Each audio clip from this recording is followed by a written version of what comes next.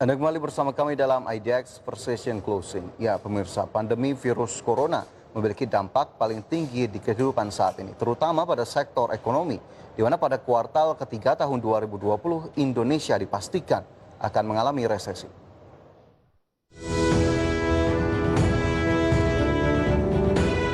Resesi menjadi pembahasan yang hangat dalam beberapa waktu belakangan, sebab sebagian besar negara di dunia berada di ambang resesi, tak terkecuali Indonesia.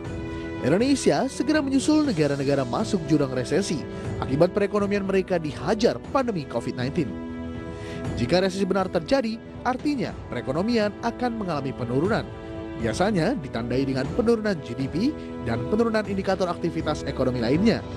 Meski Indonesia saat ini belum memasuki masa resesi, namun masyarakat harus mulai bersiaga. Dengan adanya kabar resesi yang semakin santer terdengar, tentu lebih baik meresponnya dengan bersiap menghadapi kemungkinan Indonesia masuk ke resesi. Ini bisa dilakukan dengan menjaga kemampuan finansial dan cerdas mengelola uang. Berbagai sumber, IDX Channel. Ya pemirsa, di tengah keadaan ekonomi yang tidak pasti, ternyata sangat penting untuk mengelola keuangan dengan baik dan benar dan tentunya dengan cara-cara yang tepat. Dan kita akan membahas topik yang menarik kita kali ini bersama dengan rekan Mangi Feracong yang sudah bergabung melalui sambungan Zoom. Halo, selamat siang Mangi. Iya, halo selamat siang Fajar. Ya Mangi, ini kita tahu pandemi masih terus berlangsung, berbagai sektor akhirnya terdampak dari pandemi ini. Nah kita-kita ini begitu ya tentunya harus pintar-pintar mengatur uang. Nah lantas bagaimana sebetulnya pengaturan keuangan yang baik di tengah kondisi pandemi seperti ini Mangi? Iya baik, terima kasih rekan Fajar Wayong. Ya pemirsa dan Fajar, pernah nggak sih merasa bahwa gaji yang didapatkan setiap bulannya ini cepat habis? Ya. Sering ya Fajar ya, tapi Iya. don't worry Fajar, karena tidak hanya Fajar yang merasakan hal tersebut, tapi juga saya sebenarnya dan mungkin beberapa orang lainnya merasakan hal yang sama seperti yang Fajar rasakan. Dan mungkin sebenarnya belum 1 bulan nih dari tanggal penerimaan gaji, tapi uangnya sudah tidak ada di ATM, di dompet, apalagi di tabungan. Jadi terkadang kita tidak tahu nih kemana ya larinya gaji bulanan yang kita dapatkan. Dan mungkin beberapa orang ada yang menyatakan seperti ini ya, waduh saya udah kerja lama nih, sudah berpuluh-puluh tahun, sudah lembur terus, sampai weekend pun masuk ke kantor, tapi kok saya belum bisa beli kendaraan ya, tapi kok saya belum bisa beli rumah ya, itu kenapa ya alasannya? Dan memang rata-rata pemirsa dan Fajar, orang yang seperti itu ya, akhirnya hanya akan membandingkan dirinya sendiri dengan orang lain. Contohnya, wah si A nih udah pernah jalan-jalan ke luar negeri nih, wah si B nih mobilnya udah 2 nih, sedangkan saya pun belum punya.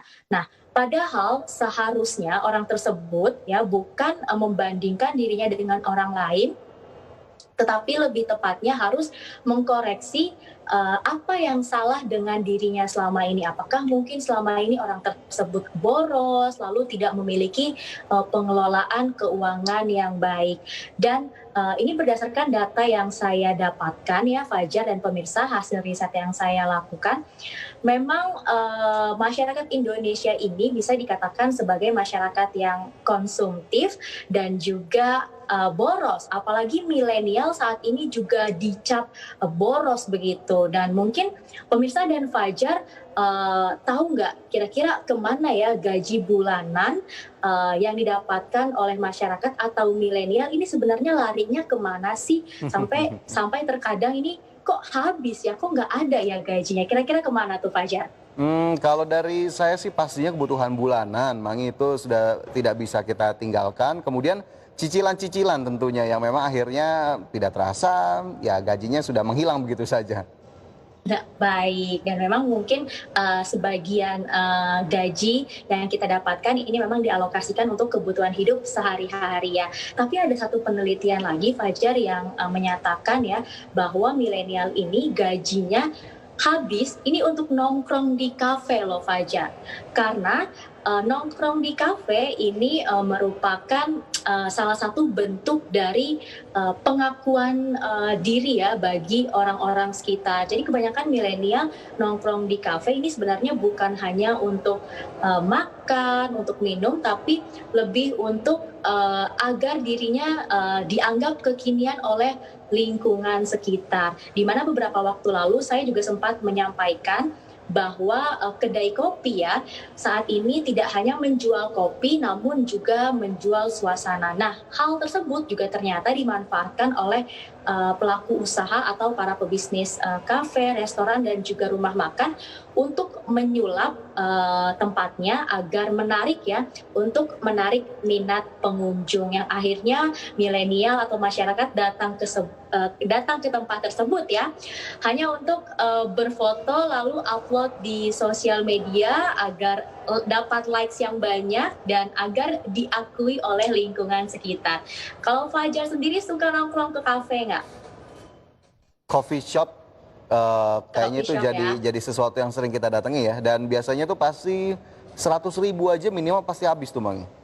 Iya betul. Jadi memang rata-rata uang yang kita habiskan ya untuk sekali datang ke kafe atau mungkin ke coffee shop atau ke restoran ya, itu sekitar 100.000 hingga 200.000 rupiah. Bayangkan jika dalam 1 minggu kita datang 2 kali ke kafe tersebut, yang artinya menghabiskan kita ambil 200.000 ya, berarti dalam 1 minggu kita menghabiskan 400.000. Lalu untuk 1 bulan berarti kita menghabiskan dana atau uang sekitar 1.600.000 rupiah hanya untuk nongkrong di kafe. Kan sayang sekali ya Fajar ya. Iya betul-betul. Ya, dan ini ada faktor-faktor lainnya juga nih Fajar, yang mana ternyata masyarakat Indonesia ini ternyata sangat konsumtif dan juga boros, di mana saat ini kita semua ya Fajar telah diberikan kemudahan untuk berbelanja dengan adanya teknologi dan juga digitalisasi. Dengan hanya memanfaatkan gadget saja, kita sudah bisa mendapatkan barang-barang yang kita inginkan, dan ternyata ini bisa memicu terjadinya konsumtif dan juga boros bagi masyarakat, apalagi dengan adanya promo-promo, diskon-diskon dan juga hari belanja online nasional. Ternyata itu disinyalir ya bisa sedikit membuat masyarakat ini boros dan juga konsumtif.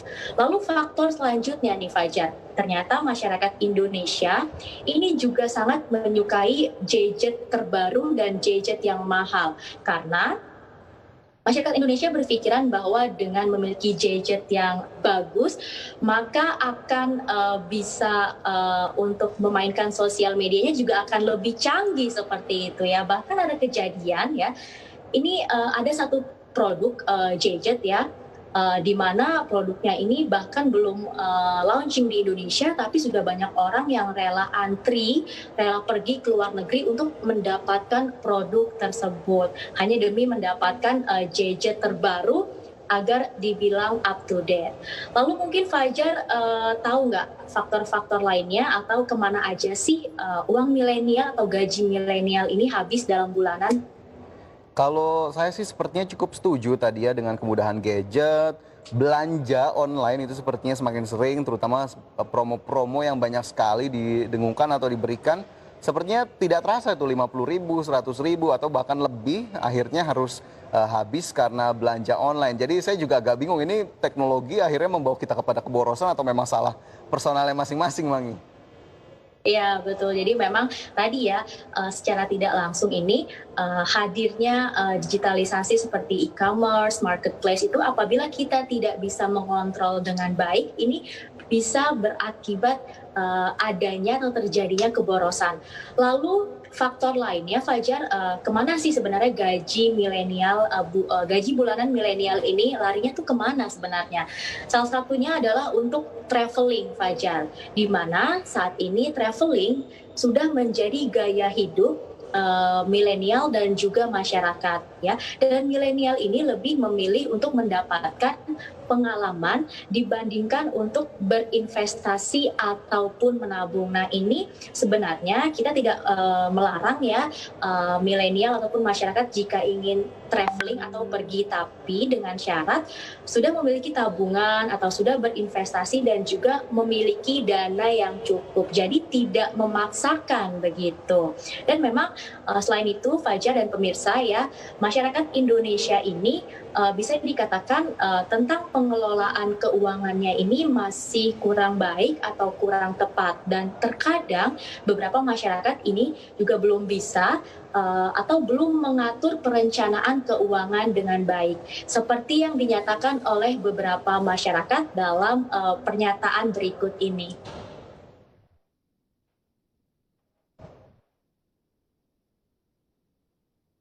Bagian itu aku sisihin dulu sedikit untuk ditabung, habis itu sisanya dibeli untuk yang diinginkan dari kemarin-kemarin gitu.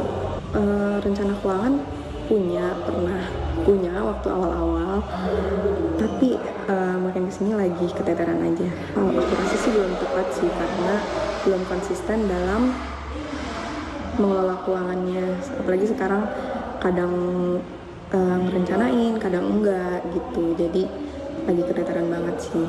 Hal pertama yang aku lakuin ketika aku terima gaji adalah membagikan sesuai proporsi kebutuhan aku, kayak misalnya untuk tabungan, terus untuk jajan, untuk kasih ke orang tua ya gitu. Kalau rencana keuangan pasti aku punya rencana keuangan, karena actually aku ini lulusan financial management, jadi di situ emang bener-bener dipelajarin ya yang namanya kita harus ngatur uang kemana, dan mostly rencana keuangan aku tuh buat mencapai goals aku. Udah tepat sih kalau menurut aku bagaimana aku cara mengelola keuangan aku sendiri ya, karena balik lagi aku udah ada proporsi aku sendiri untuk spending, saving, and giving, dan dari semua proporsi budget yang aku udah sisihkan itu, aku ngerasa puas dengan proporsi yang aku miliki. Kalau baru terima gaji, biasanya sebagian ditabung, terus sisanya di pos-posin gitu, entah buat jajan, entah buat jalan-jalan, entah buat makan-makan, gitu sih biasanya.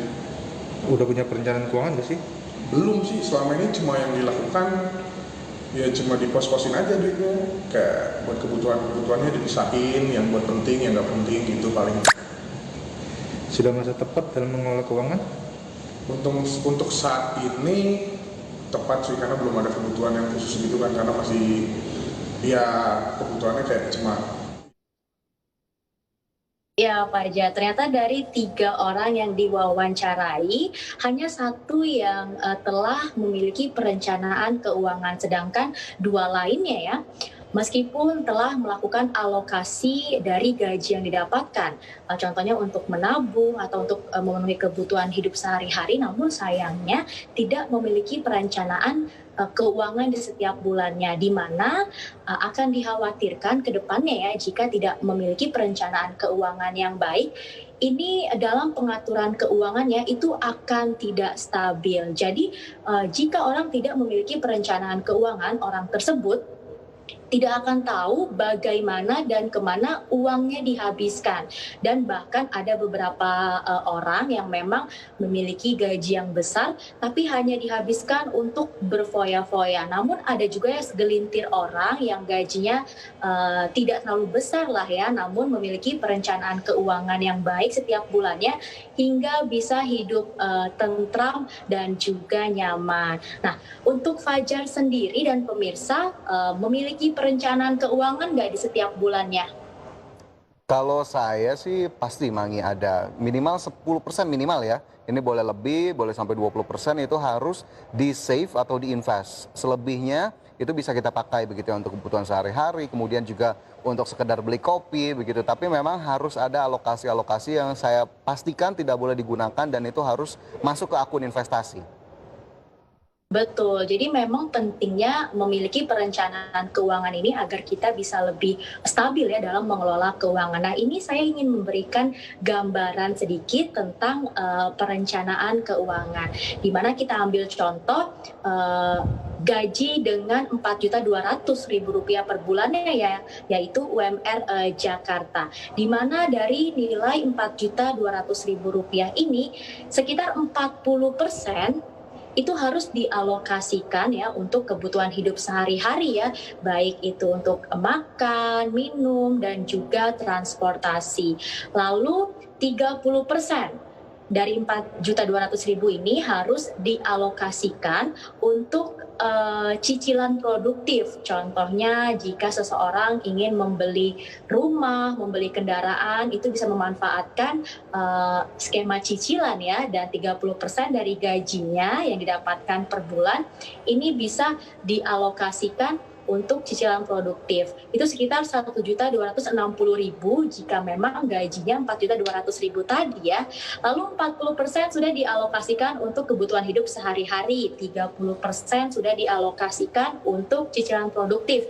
Lalu 20%-nya jangan lupa disisihkan untuk investasi, tabungan, dan juga dana darurat. Di mana sebenarnya kita tidak tahu apa yang akan terjadi ya terhadap diri kita ke depannya. Jadi penting sekali memiliki investasi, tabungan, dan juga dana darurat. Oke, 40% sudah dialihkan untuk kebutuhan hidup sehari-hari, 30% untuk cicilan produktif, 20% untuk investasi, dan sisanya 10% jangan lupa dialokasikan untuk kebaikan. Jangan lupa untuk berbagi dengan sesama, apalagi dengan yang membutuhkan.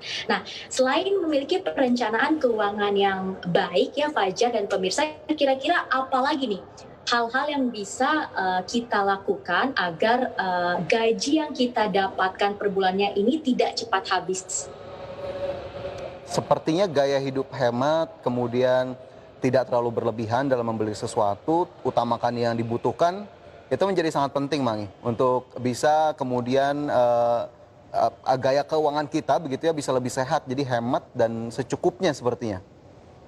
Ya betul, salah satunya adalah dengan menerapkan frugal living ya, di mana frugal living ini adalah menekankan untuk hidup secara sederhana dan secukupnya, di mana sebenarnya tujuan dari frugal living ini adalah untuk mengatur keuangan kita agar lebih terpola gitu, tidak boros, tidak konsumtif, dan juga manfaat dari jika kita menerapkan frugal living ini ialah kita akan lebih disiplin saat mengatur prioritas. Nah, mungkin Fajar bisa memberikan contohnya nih dari frugal living seperti apa? Gaya hidup hemat itu seperti apa? Kalau saya selalu menekankan apa yang saya butuhkan ya memang harus dibeli begitu ya, tapi yang diinginkan belum tentu harus kita transaksikan saat ini juga. Ya betul, karena memang kebanyakan masyarakat saat ini membeli barang itu ya hanya karena ingin tapi bukan karena butuh. Nah ini juga harus diperhatikan jika memang ingin menerapkan frugal living tadi ya. Tidak boleh boros, tidak boleh konsumtif. Dan contoh lainnya bisa mengurangi berpergian atau makan di kafe, di restoran atau di tempat makan ya di luar, itu tidak boleh terlalu sering. Contohnya bisa dengan mengganti membawa bekal dari rumah atau masak sendiri di rumah atau makan di rumah lah ya. Sesekali boleh, mungkin ingin pergi makan di luar ya, di restoran, di kafe bersama teman-teman, tapi juga harus memikirkan dana yang kita miliki jangan sampai nantinya jadi over budget. Lebih baik uangnya untuk disimpan, ditabung, dan juga diinvestasikan. Dan ini saya pernah baca ya Fajar ya dan pemirsa, ada satu influencer di mana influencer ini ternyata bekerja juga di kantor dan levelnya ini sudah level manager loh. Tetapi influencer ini ya, Samuel namanya, ini masih mau ke kantor itu dengan naik ojek karena dihitung-hitung ya dengan perhitungan yang dia lakukan ternyata dibandingkan dengan membawa kendaraan pribadi ke kantor itu akan jauh lebih boros. Jadi orang tersebut ya Samuel ini lebih memilih untuk naik kendaraan umum atau transportasi umum untuk menghemat biaya. Nah itu merupakan sebenarnya contoh-contoh dari frugal living ya Fajar dan pemirsa, di mana saat ini saja Indonesia sudah dibayang-bayangi dengan adanya resesi. Jadi sebisa mungkin Baik. diri kita sendiri ya harus memanage keuangan dengan baik agar kedepannya tidak terjadi resesi kantong pribadi nih Fajar dan pemirsa. Oke, baik, resesi di kantong pribadi itu yang harus kita hindari. Baik, semoga ini bisa menjadi tips begitu ya, Mangi, untuk para pemirsa agar kemudian bisa lebih efektif lagi untuk mengelola gaji atau pendapatan di setiap bulan. Terima kasih banyak Mangi atas informasinya siang hari ini. Terima kasih Fajar. Sehat selalu. Ya pemirsa, informasi lain masih akan kami hadirkan usai jeda. Tetaplah bersama IDX Precision Closing.